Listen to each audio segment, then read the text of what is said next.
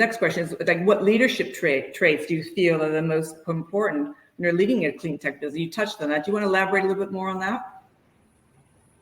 Yes, of course. So I guess that when you start, of course, you need to have the innovative solution. You need to understand the market, and you need to find out which is the niche that hasn't been tackled yet, and that potential is sustainable on the long way, and how you can transform on the long way, anticipating on the potential risk. But what we see is that if along the way you are not able actually to be a leader and to bring with you both internal and external stakeholders, you will not be successful on the long term. You might have a short-term win. And what I saw, it was very interesting, among some of the company that we invested in, they were very successful in their first unicorn, and they were never able to replicate. So it was really by chance. So I guess the leadership is when you are able to, beside the technical side, to put some of the, of course, the pure leadership side, but understanding the market and understanding the right stakeholder that can support you along the way and the right investor, and anticipating the potential challenges, I think is one of the key of success. Out there, the war for talent is showing really few signs of abating. You know, it's not as hot as it was, say, 6 to 12 months ago.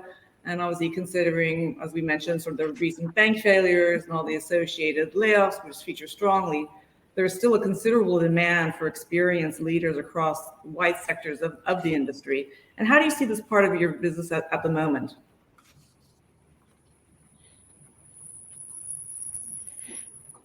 Renga, maybe start with you. Yeah. So, the slowdown per se would have affected the other sectors, but certainly not the clean tech sector. It's been extremely challenging to get the leadership talent, not only at the leadership level, it's throughout every level in the company. It's just not because of the turnout and then just replacement. It's a sheer volume which is getting increased. And at least on a quarterly basis, we are looking out for leaders to join the new segment of the business, new functions which is getting generated.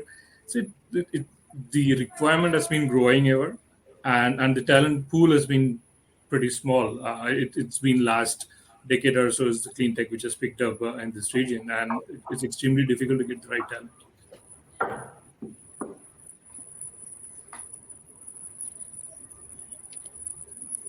If I'd make a few points. I'd say I do think, as you said, it's settled down a little bit. There's not the war for talent at the level that I've seen in the past.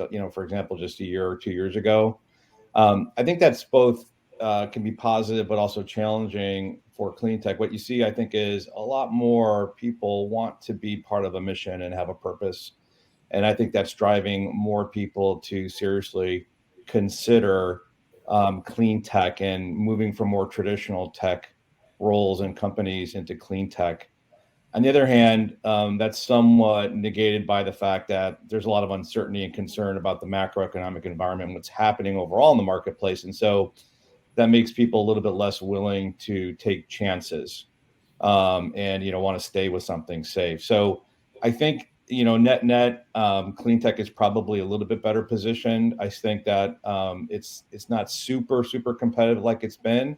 I think there's not as much activity, not as much openings because there's not as much funding, and new entities aren't being funded, and later stage stuff isn't being funded.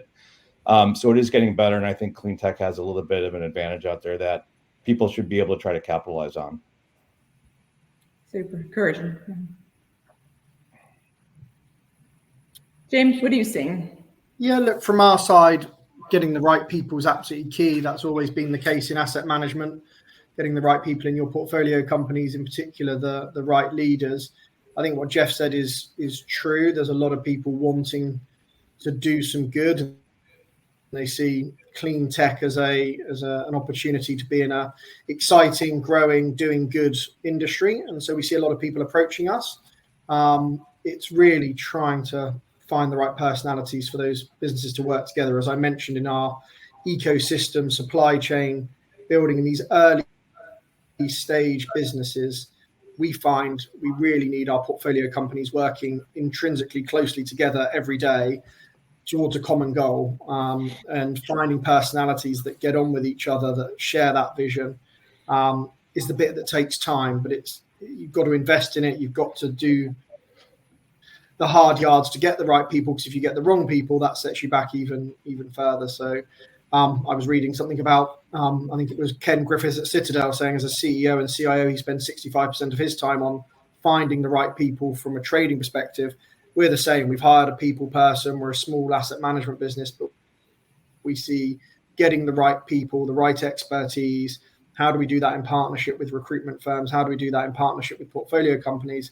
Is absolutely key. But we are seeing people approaching us, which is a good thing. On the junior side, and this was a question about leadership, on the junior side, though, we do see the challenge we get from the banking world, where people are demanding that they want to work from home 4 days a week, asking first and foremost about lifestyle choices, which is all very positive on a global scale. For a small business, it's challenging. We're scaling quickly. We're trying to bring people into new businesses that are just being funded. And so competing for talent is tough. And we're based in Oxford as well, so that's sort of an added layer of complexity.